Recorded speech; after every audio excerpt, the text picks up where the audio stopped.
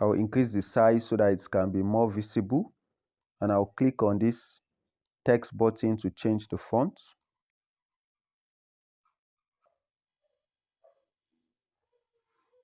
So I'll go ahead and change the background, clicking on this icon here. I'll change the color to black.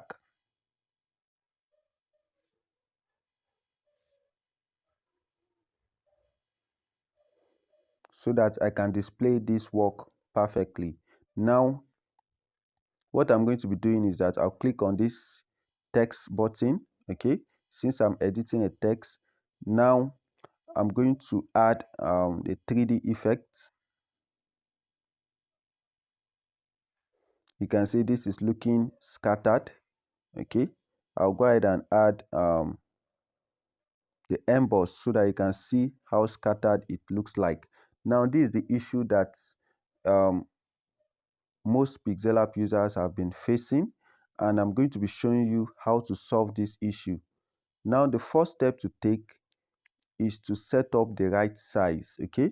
Now go to size, make sure you're under this A button here.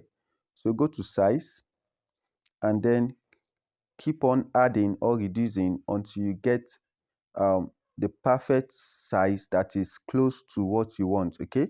So let's say you want to make it bigger, just keep on adding until it sets up like this. You can see, if you want to still make it bigger, just keep on adding until it sets up like this.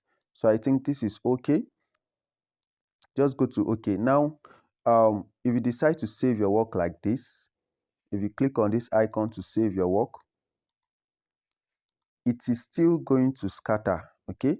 Now, to solve this issue, the next step you are going to take is to add a transparent shape and merge them together, okay? Just go to this plus icon here, create a shape, make it very small, and then reduce the opacity here. The opacity is the transparency, so you are going to make it at 0% so that it can't be seen at all. So after doing that, just go to this tab icon here, click on it, and then use this button here, select the two tabs and merge them together using this icon here. So after merging, you can decide to increase or reduce the text. You can see you don't have any issue with the emboss or 3D effects anymore, okay? So now what you can do is that you can go ahead and save your work. Click on this icon here. So now let's check how our work looks like. Now you can see the first work. This is the first work that I saved, and you can see how scattered it looks, and you can see the second one, which is looking perfect and awesome.